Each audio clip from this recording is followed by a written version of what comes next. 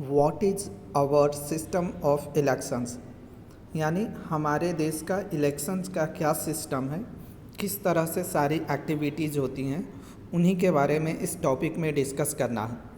जिसमें हम सबसे पहले अगर बात करें तो इसी क्वेश्चंस को हम दूसरे तरीके से भी पूछ सकते हैं, कह सकते हैं कि इंडियन इलेक्शंस आर डेमोक्रेटिक और नॉट। भारत का जो चुनाव होता है वो डेमोक्रेटिक है या नहीं। इस बात की जानकारी के लिए हमें इलेक्शंस के पैटर्न को समझना होगा कि इलेक्शंस के पैटर्न कैसे होते हैं, यानी इनमें कौन सी एक्टिविटीज़ होती है।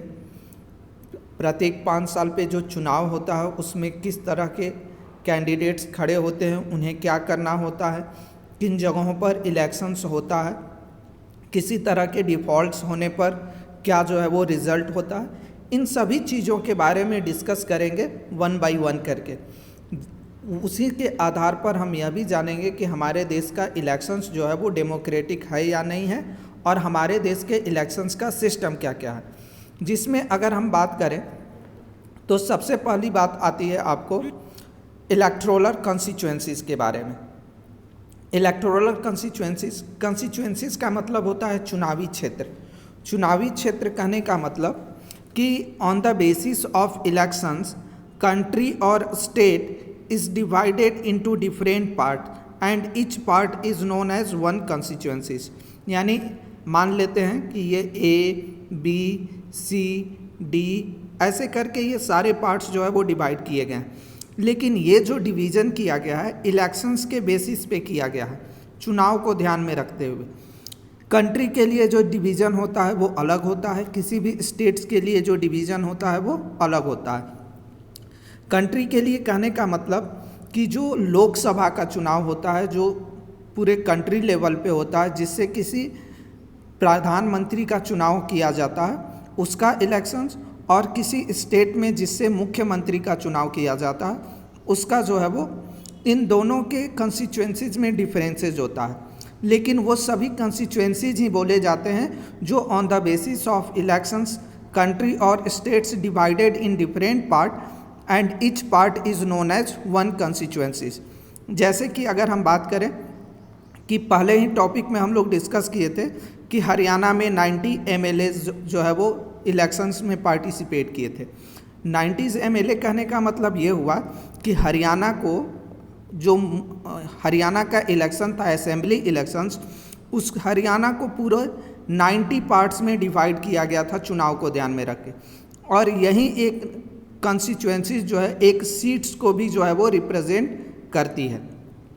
उसी तरह से अगर हम लोकसभा की बात करें तो हमारे कंट्री में MP जिन्हें हम कहते हैं मेंबर ऑफ पार्लियामेंट, जो लोकसभा के मेंबर्स होते हैं उनकी टोटल संख्या जो है वो 543 है।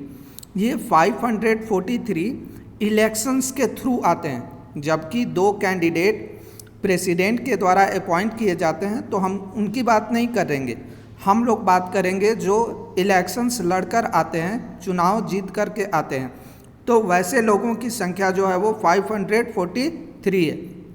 यानी हमारा देश लोकसभा इलेक्शंस के बेसिस पे पूरे 543 पार्ट्स में डिवाइड किया गया, और सब पार्ट्स को जो है एक कंस्टिट्यूएंसीज के तौर पर या एक सीट्स के तौर पर जो है हम जानते हैं।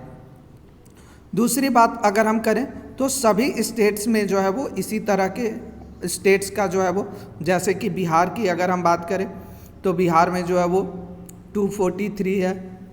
वहीं यूपी की बात करें तो यूपी में 403 है। तो अलग अलग स्टेट्स को अलग अलग कॉन्स्टिट्यूएंसीज में डिवाइड किया गया।